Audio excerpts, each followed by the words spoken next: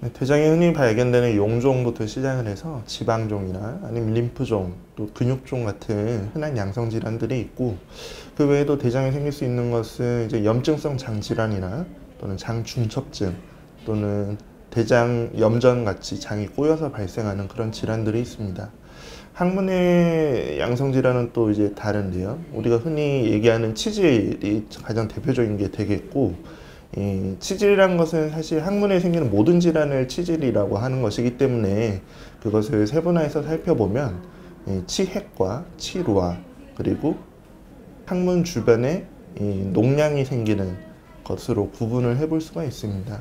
이외에도 이제 항문 쪽에 생기는 피부에 생기는 이제 사막이라든지 항문 가려움증 또는 항문 탈출증과 같은 양성 질환들이 있습니다.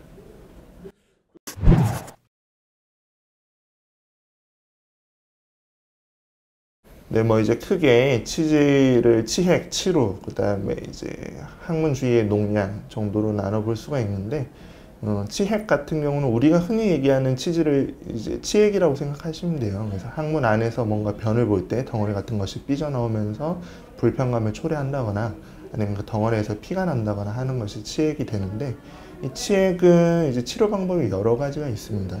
그래서 기본적으로는 생활 습관을 좀 바꿔서 변비가 잘 생기지 않도록 음식을 조절하고, 내가 변을 볼 때 너무 오래 앉아 있거나 힘을 많이 주는 습관을 좀 고치도록 하고요.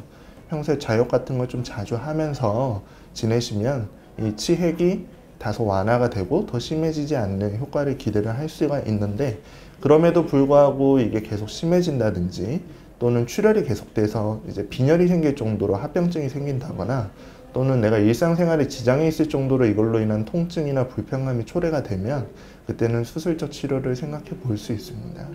치료와 이제 항문 주위 농양 같은 경우에는 어떻게 보면 같은 맥락에 있는 항문 주위에 생기는 염증으로 인한 질환이라고 생각할 수가 있는데요.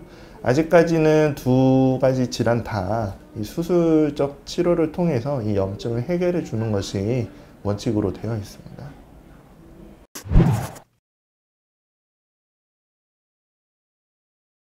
탈장은 이제 말 그대로 장이 있어야 될 곳에 있지 않고 딴 곳으로 탈출한다는 뜻이거든요. 그래서 보통의 우리 장은 복강 내에 위치를 하게 되는데, 이 복강을 둘러싸고 있는 복막이라는 것이 어떤 이유에서든지 간에 약해지면서 그 부분을 통해서 장이 탈출하는 것을 탈장이라고 하게 되죠.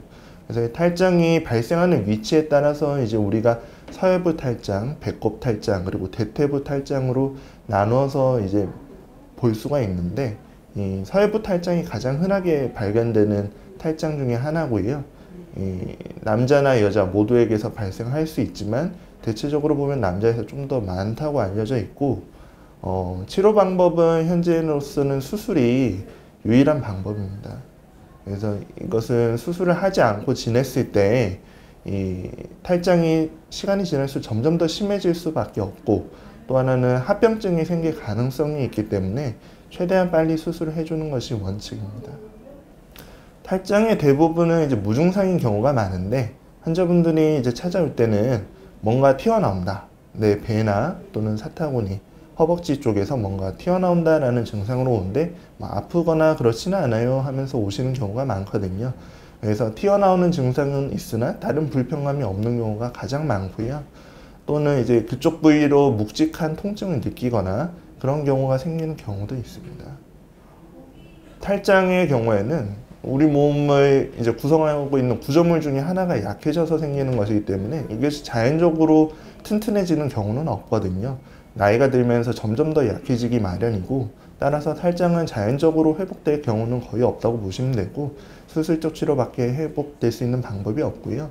치질 같은 경우에도 오랜 시간 동안 이 치질을 악화시키는 요인, 내 생활 습관이라든지 다른 이제 요인에 의해서 이게 점점 더 악화될 가능성이 많기 때문에 평소에 꾸준히 관리하지 않으면은 점점 이제 자연적으로 회복되는 것은 기대하기는 좀 어렵습니다.